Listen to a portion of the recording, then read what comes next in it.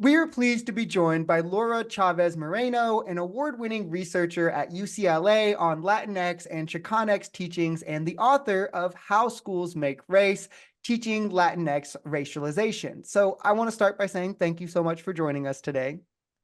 Thank you so much. I'm really glad to be with you. Yeah, the pleasure is all ours. So before we get into talking about the books and things, could you briefly just explain what Latinx and Chonex mean for those who may not be familiar? Oh, thanks so much for starting with that. Yes. So I use the Latinx, I use the X in order to remind us to challenge patriarchy. And then also because I see it as, when I first heard about it, I heard that it was from the queer and trans community in order to trouble the binary, the gender binary. So I saw that as a gift to us in order for us to problematize that binary. And I also use the X, even though I had heard about, for example, the word Latine. I still choose to use the X, Latinx, in order for the X to remind us that the Latin is still a European imposed colonial term for people here in this continent. And it also reminds us, in my work at least, that the term Latin American is different from the group that I'm talking about, which is Latinx, which is specific to the US. Yeah, that is a wonderful way to put it. I wanted to make sure to get that out there. So as we're talking about these things, people are like, well, what are they saying? Like, but yeah. So I do want to start with the book. Can you explain how it is that schools and the education system play a role in just overall racial thought and awareness and the ways that this plays a part or a role on the Latinx community? Thank you. Yes, so schools teach us about race in lots of ways. Most of the time, they teach it without teachers even intending to. So even in curriculum that's not intended to teach about race, there are lessons that students take away about race. So um, our policies, our curriculum, meaning the books people read, what's decided to be taught, the pedagogy that teachers use, for example, the instruction techniques, etc. The practices that certain schools have, these are all things that we have growing up in going to public schools, for example. A lot of people have experience, for example, who gets awarded honors or who gets to be in the AP course or in, for example, a remedial course. All of these are practices that teach us about what are the racialized groups in society and that reinforce ideas about what is race. So one of the more interesting perspectives, and you kind of spoke to it there, was how it's just more so a thread among multiple things like policy and language and social ideas that connect together that in a way can blur the lines between these racialized groups. Could you kind of explain how that is and then maybe some of the contradictions this could cause? Yeah, so I examined a bilingual education program in the Midwest, and this bilingual education program is interesting because it's what's specifically called a dual language program. So it taught Spanish and English to students who were interested in becoming bilingual and biliterate. So the program model is for half of the students in a classroom to be dominant in Spanish, and then the other half to be dominant in English, and they're interacting and learning with each other these two languages, so being like language models to each other. So in the context, which was a Midwestern school district, it was very, very racially diverse what the classrooms looked like. So it was interesting to hear about how the people in the program talked about what was, for example, the Latinx community in comparison to, for example, other racial categories. What were some of the maybe themes or something that you took from hearing their stories and the way that they would talk about it after experiencing this? Yeah, so because the program focused on teaching Spanish and English, and then because there was also in the community a focus, the program was advocated for by the Latinx community in order for it to improve the educational outcomes of the Latinx students, specifically the English language learners of the district. So the intention was for it to teach biliteracy, bilingualism, make students bilingual, but then to also affirm their cultural practices and their identities. And in doing that work, teachers taught about different histories that, for example, Latin Americans, so people from Latin America have, and then also from the US. So, for example, some Chicanx history, and also issues with Latinx group that's happening here in the US now. One of the parts of your book, I think it was part 3, was consequences of racialization. Could you kind of dive into what this is and how it looks like from structures to hierarchies and inequities and these things? Sure, yeah. And just so that I could share with your readers, the book takes readers through first sharing in part 1 how teachers teach explicitly about race. So for example, there are lessons about how like teachers taught about what's the difference between race and ethnicity, for example, etc. And I share that these are ways that teachers are explicitly, intentionally teaching about what is race, right?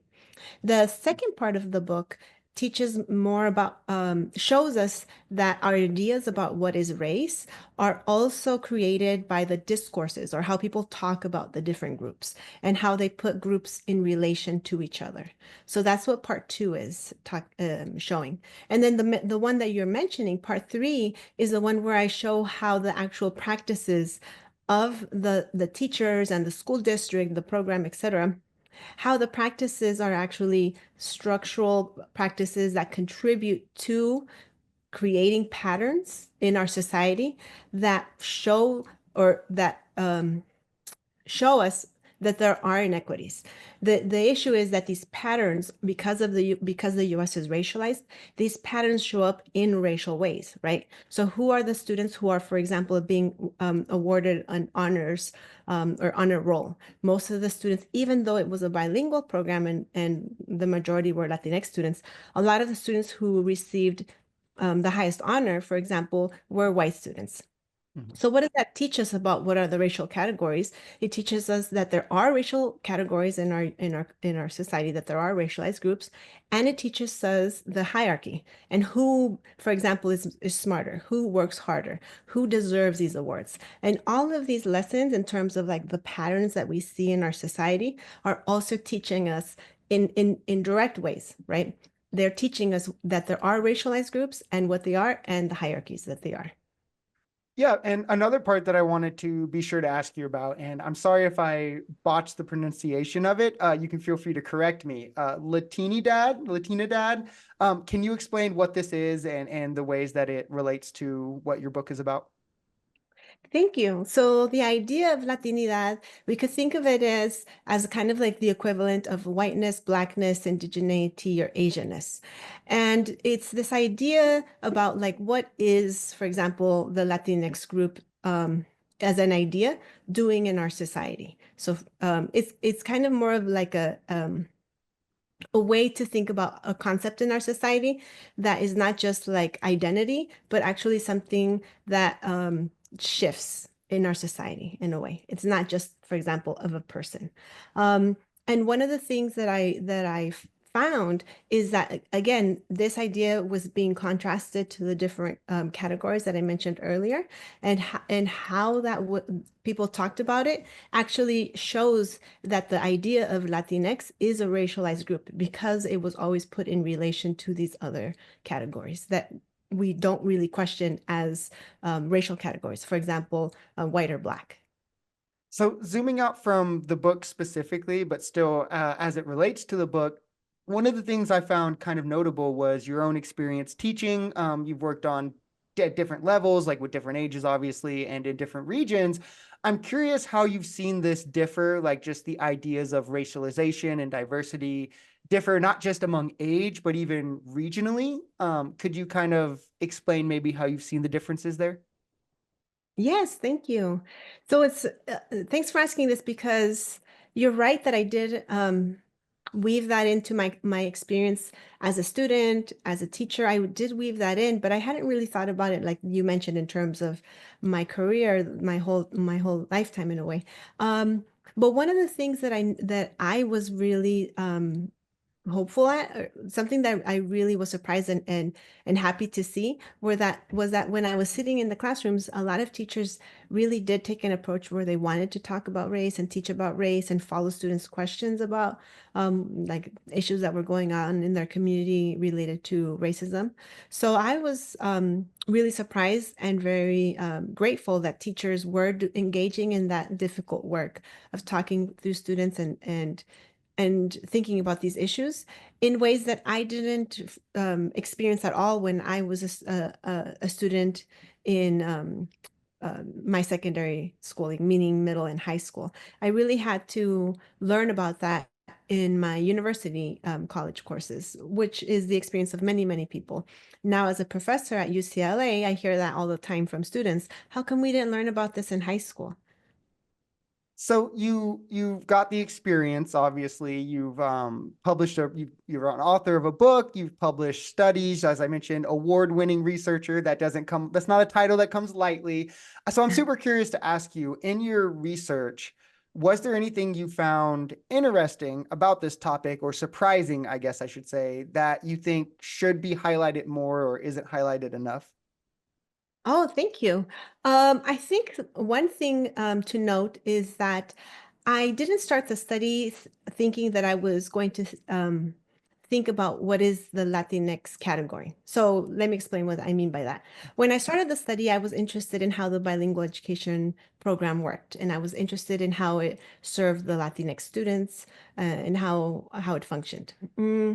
As I was doing the study and very early on and hearing some of the lessons and then also hearing this national discourse, I realized that there was a lot of talk about the Latinx group as not a race, which is how the way that I had understood it, but as an ethnicity, which was interesting to me. And that made me question a lot about whether I was correct in thinking it was an ethnicity or not.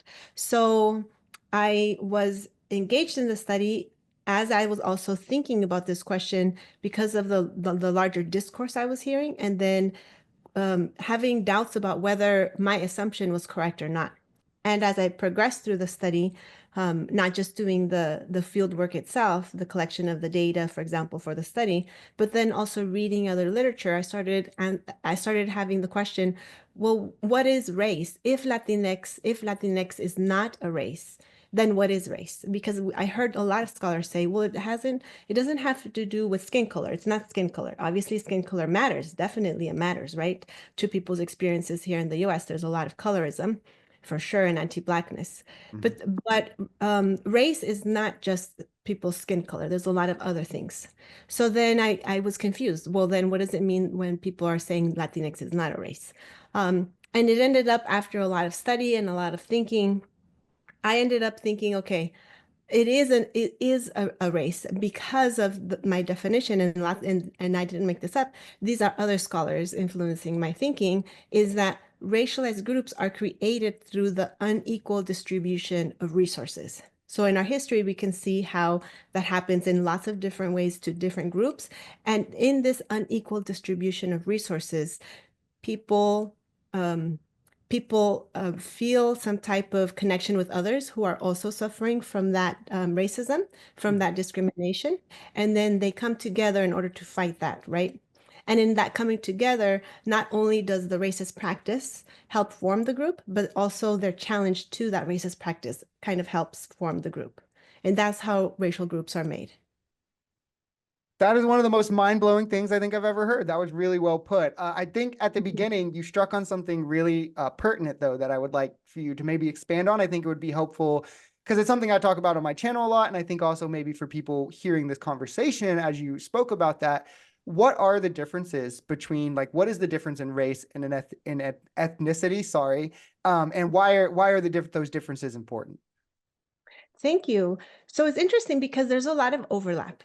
But the way that I like to think about it is first, should we even distinguish them? And I say yes, we definitely should, because our society, we have a lot of complex things going on. So if we just have the same word for meaning the same idea, I think that does us a disservice.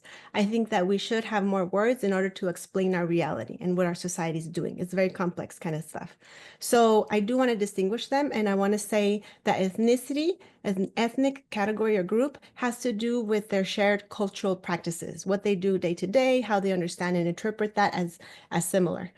Um, Now, in the US, we don't organize the resources that we distribute to groups based on ethnicity or cultural practices. We're more of a society that organizes based on racial groups. So what is a racial group? A racial group is, again, this idea that there are racial groups that need to be let me back up and say that a racial group, again, is through the distribution of resources and through the erasing of whatever it is that they think that, like, I share culture, I actually don't have cultural practices that I share with this person. It doesn't matter. Race ignores their cultural practices and just lumps them into a group, which happened with, for example, Africans here in the US, just lumping them into, for example, the Black category. Same thing with Latin Americans, lumping them into the Latino category. This is the ignoring of the different cultural practices that they bring with them, and then just lumping them into a category in order to hierarchize, put them in a hierarchy, and with white supremacy being on top. Yeah, I completely agree. That's something I always talk about on my channel, that race is more of like a social thing in a way, and it's more constructed to keep these hierarchies like you spoke to. And in a way, it kind of ignores or erases, even in a way, culture, because like you said, different African American cultures are just grouped into Black one culture, despite there's many differences. And I mean, if you speak to different uh, African American people from different parts of Africa or different cultures, they'll be the first ones to tell you that. I always like to end interviews looking forward, however, speaking about like the issues you've discussed, the things that you think aren't highlighted enough. Where do you think the focus should be? Like, what do you think fundamentally needs to change to kind of make the world more equal for everyone, bring more awareness to these issues in the way that your book speaks about? Thank you. So one of the things that I'm concerned about, being a scholar who studies education, is how education can contribute to these ideas in ways that are harmful, and then also how to think about challenging them. And one of the things that I'm focused on is to persuade teachers to see their role as teachers as a role that teaches about race, even if they're not intending to. So because even if they're not intending to, just because they are teachers, they're teaching about race. So that means that part of the role of a teacher is to teach in an anti-racist way. And what that includes is to teach about the process of race making in our society. Because a lot of the times people think about race as just an identity, which is part of it. But when we don't think about the process of making these racialized groups, then we think of race as just something kind of fixed and not really tied to the to the resource distribution that we talked about earlier. So one of the things that I think is super important for us to do as a society is think about how our schools can have students progress through their racial thinking in their school years. So when they're in kindergarten, it's very important for them to learn about like what we would consider, for example, multicultural ideas, like get along with others, don't treat them differently just because of how they look, all super important lessons. But by the time they're in high school, they need other lessons about race. And one of those lessons that I think we should teach about is how races are made in our society. And I completely agree with you. I think I've learned a lot just from listening to you. I think if this was more of a mainstream conversation, there would be a lot to be learned for everyone. Real quick though, before we're done, go ahead and tell people where to find the book. You can shout out if you have a website, any events, anything like that, let people know. Oh, thank you. Yes, I do have a website. It's my first and last name, Laura Chavez Moreno Laura Chavez-Moreno.com. And the book can be found in Amazon, Barnes and Noble, Bookshop, and also in the publisher, which is Harvard Education Press. And I'm also on LinkedIn, and I do have on my website, I do note the upcoming events. I do have several book talks coming up. Awesome. And I will have one of those, I'm not sure which link, one link to the book, or maybe I'll include your website. One of the links to find her and her books and stuff will be in the description for anyone who wants to find out more. So thank you again. I appreciate you sharing your knowledge with us, and we'd love to maybe have you back on sometime in the future. Thank you so much, Brandon. I appreciate it. Thanks. Awesome. Enjoy the rest of your day.